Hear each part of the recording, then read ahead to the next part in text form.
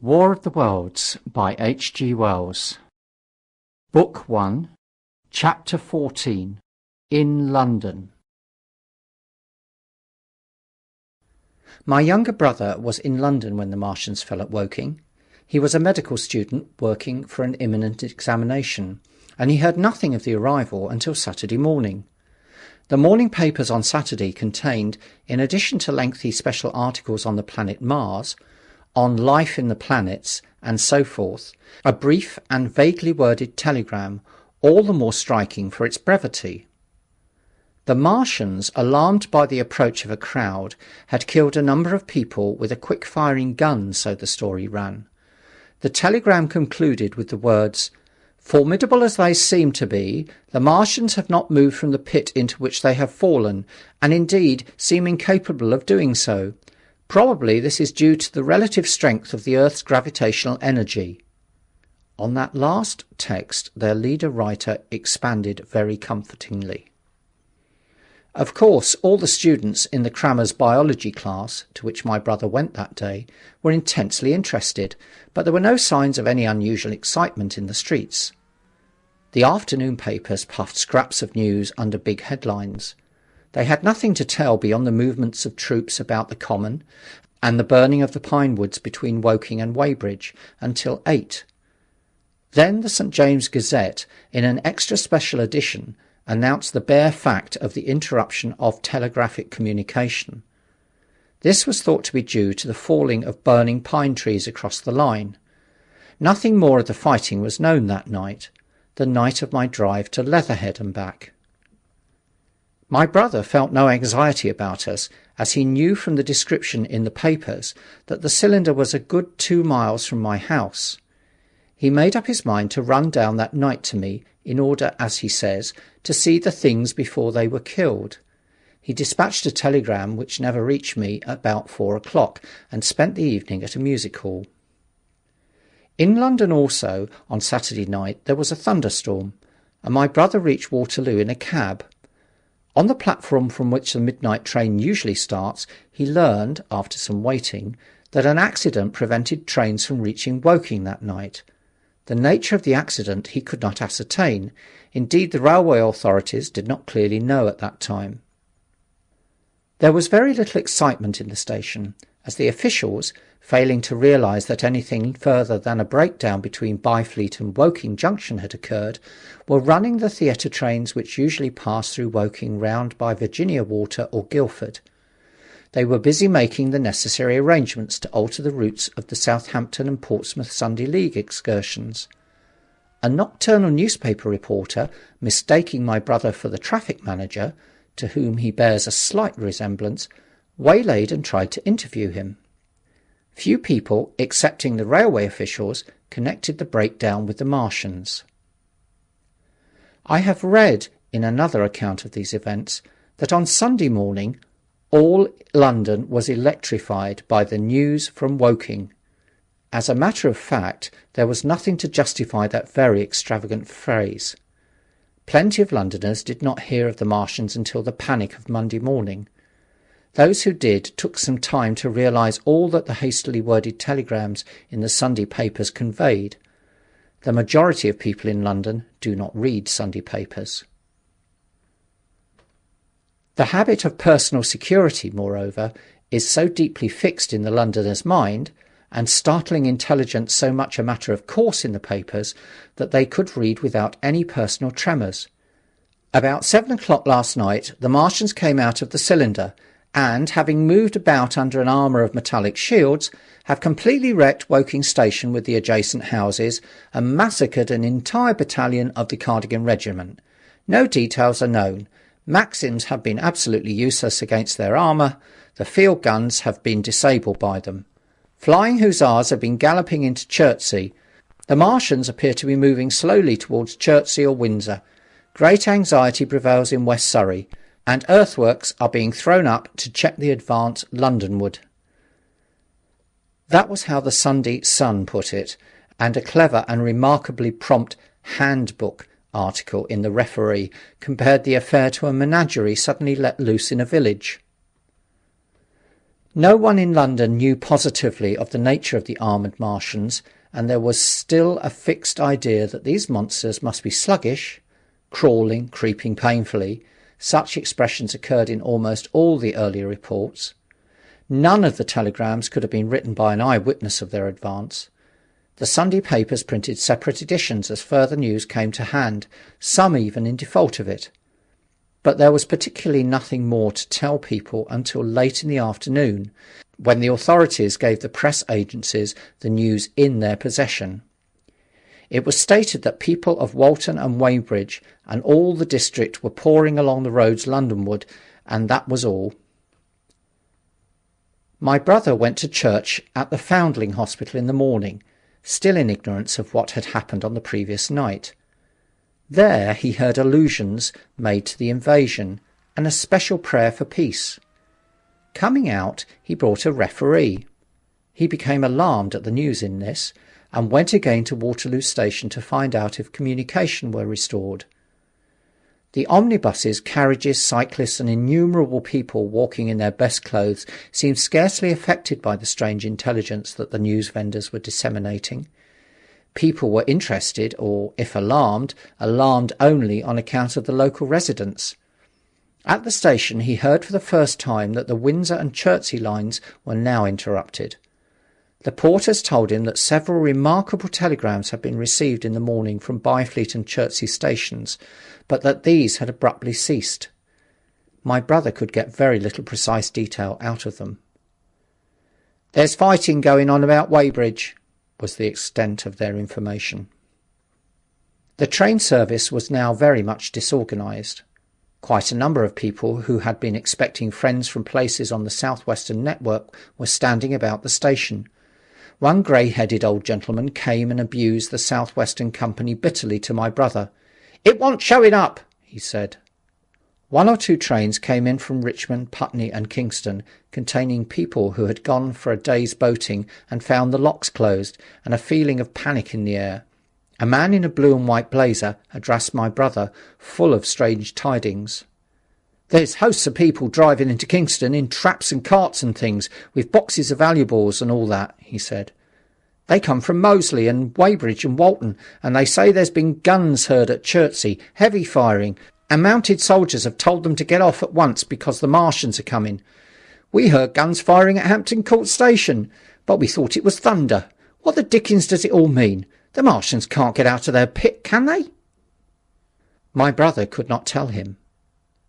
Afterwards he found that the vague feeling of alarm had spread to the clients of the Underground Railway, and that the Sunday excursionists began to return from all over the south-western Lung, Barnes, Wimbledon, Richmond Park, Kew, and so forth, at unnaturally early hours, but not a soul had anything more than vague hearsay to tell of. Every one connected with the terminus seemed ill-tempered. About 5 o'clock the gathering crowd in the station was immensely excited by the opening of the line of communication, which is almost invariably closed, between the south-eastern and the south-western stations, and the passage of carriage trucks bearing huge guns and carriages crammed with soldiers. These were the guns that were brought up from Woolwich and Chatham to cover Kingston. There was an exchange of pleasantries. "You'll get eaten," "We're the beast tamers," and so forth. A little while after that a squad of police came into the station and began to clear the public off the platform, and my brother went out into the street again. The church bells were ringing for evensong, and a squad of Salvation Army lasses came singing down Waterloo Road. On the bridge a number of loafers were watching a curious brown scum that came drifting down the stream in patches. The sun was just setting, and the clock tower and the Houses of Parliament rose against one of the most peaceful skies it was possible to imagine, a sky of gold, barred with long transverse stripes of reddish-purple colour. There was talk of floating body. One of the men there, a reservist he said he was, told my brother he had seen the heliograph flickering in the west. In Wellington Street my brother met a couple of sturdy roughs who had just been rushed out of Fleet Street with still wet newspapers and staring placards. "Dreadful catastrophe," they bawled one to another down Wellington Street. Fighting at Weybridge. Full description. Repulse of the Martians. London in danger. He had to give threepence for a copy of that paper. Then it was, and then only, that he realised something of the full power and terror of these monsters. He learned that they were not merely a handful of small, sluggish creatures, but that they were mind-swaying vast mechanical bodies, that they could move swiftly and smite with such power that even the mightiest guns could not stand against them.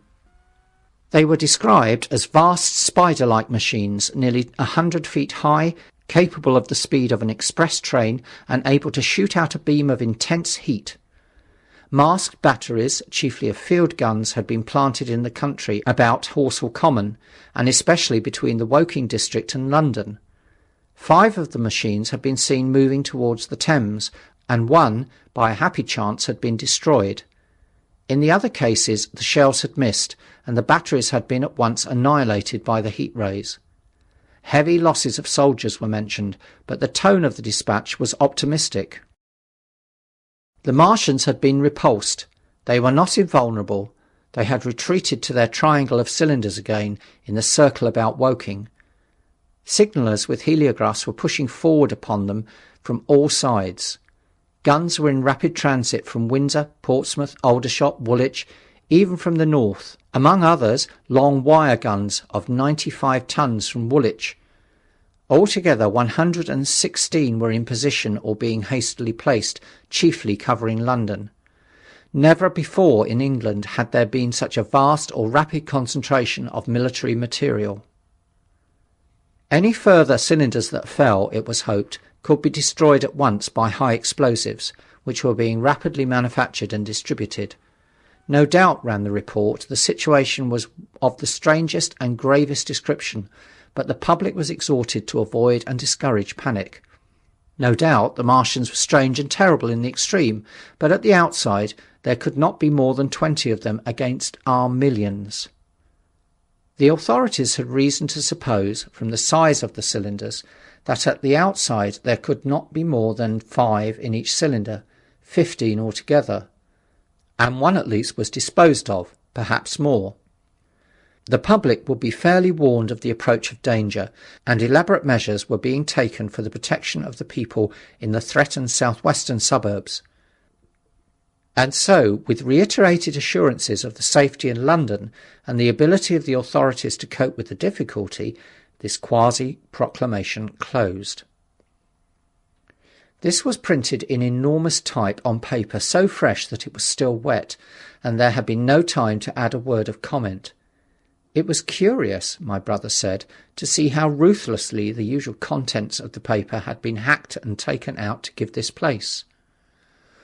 All down Wellington Street people could be seen fluttering out the pink sheets and reading, and the Strand was suddenly noisy with the voices of an army of hawkers following these pioneers. Men came scrambling off buses to secure copies. Certainly this news excited people intensely, whatever their previous apathy.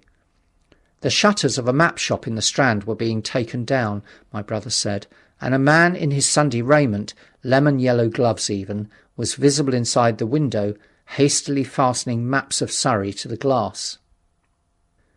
Going on along the Strand to Trafalgar Square, the paper in his hand, my brother saw some of the fugitives from West Surrey. There was a man with his wife and 2 boys and some articles of furniture in a cart such as greengrocers use. He was driving in the direction of Westminster Bridge, and close behind him came a hay waggon with 5 or 6 respectable-looking people in it, and some boxes and bundles. The faces of these people were haggard, and their entire appearance contrasted conspicuously with the Sabbath-best appearance of the people on the omnibuses. People in fashionable clothing peeped at them out of cabs. They stopped at the square as if undecided which way to take, and finally turned eastward along the Strand. Some way behind these came a man in work-day clothes, riding one of those old-fashioned tricycles with a small front wheel. He was dirty and white in the face. My brother turned down towards Victoria and met a number of such people. He had a vague idea he might see something of me. He noticed an unusual number of police regulating traffic. Some of the refugees were exchanging news with the people on the omnibuses. One was professing to have seen the Martians. "Boilers on stilts, I tell you, striding along like men." Most of them were excited and animated by their strange experience. Beyond Victoria, the public houses were doing a lively trade with these arrivals. At all the street corners, groups of people were reading papers, talking excitedly, or staring at these unusual Sunday visitors. They seemed to increase as night drew on, until at last the roads, my brother said, were like Epsom High Street on a Derby day. My brother addressed several of these fugitives and got unsatisfactory answers from most. None of them could tell him any news of Woking except one man, who assured him that Woking had been entirely destroyed on the previous night. "I come from Byfleet," he said. "Man on a bicycle came through the place in the early morning and ran from door to door warning us to come away. Then came soldiers. We went out to look, and there were clouds of smoke to the south, nothing but smoke, and not a soul coming that way. Then we heard the guns at Chertsey, and folks coming from Weybridge. So I've locked up my house and come on." At the time, there was a strong feeling in the streets that the authorities were to blame for their incapacity to dispose of the invaders without all this inconvenience. About 8 o'clock, a noise of heavy firing was distantly audible all over the south of London. My brother could not hear it for the traffic in the main thoroughfares, but by striking through the quiet back streets to the river, he was able to distinguish it quite plainly. He walked from Westminster to his apartments near Regent's Park about 2. He was now very anxious on my account, and disturbed at the evident magnitude of the trouble. His mind was inclined to run, even as mine had run on Saturday, on military details. He thought of all those silent, expectant guns, of the suddenly nomadic countryside. He tried to imagine boilers on stilts 100 feet high. There were 1 or 2 cartloads of refugees passing along Oxford Street, and several in the Marylebone Road, but so slowly was the news spreading that Regent Street and Portland Place were full of their usual Sunday night promenaders, albeit they talked in groups, and along the edge of Regent's Park there were as many silent couples walking out together under the scattered gas lamps as ever there had been. The night was warm and still, and a little oppressive. The sound of guns continued intermittently, and after midnight there seemed to be sheet lightning in the south. He read and reread the paper, fearing the worst had happened to me. He was restless, and after supper prowled out again aimlessly. He returned and tried in vain to divert his attention to his examination notes. He went to bed a little after midnight, and was awakened from lurid dreams in the small hours of Monday by the sound of door-knockers, feet running in the street, distant drumming, and a clamour of bells. Red reflections danced on the ceiling. For a moment he lay astonished, wondering whether day had come or the world had gone mad. Then he jumped out of bed and ran to the window. His room was an attic, and as he thrust his head out, up and down the street there were a dozen echoes of the noise of his window sash, and heads in every kind of night disarray appeared. Inquiries were being shouted. "They are coming!" bawled a policeman, hammering at the door. "The Martians are coming!" and hurried to the next door.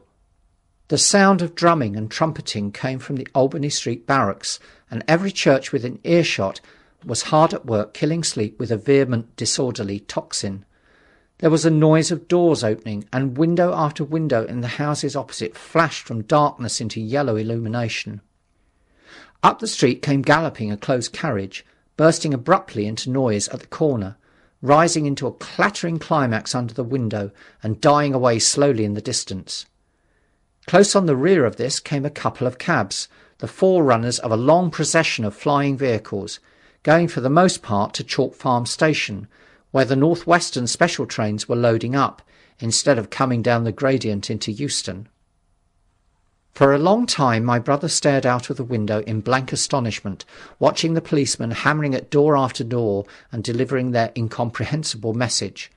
Then the door behind him opened, and the man who lodged across the landing came in, dressed only in shirt, trousers, and slippers, his braces loose about his waist, his hair disordered from his pillow. "What the devil is it?" he asked. "A fire? What devil of a row?" They both craned their heads out of the window, straining to hear what the policemen were shouting. People were coming out of the side streets and standing in groups at the corners talking. "What the devil's it all about?" said my brother's fellow lodger. My brother answered him vaguely and began to dress, running with each garment to the window in order to miss nothing of the growing excitement, and presently men selling unnaturally early newspapers came bawling into the street. "London in danger of suffocation! The Kingston and Richmond defences forced! Fearful massacre in the Thames Valley!"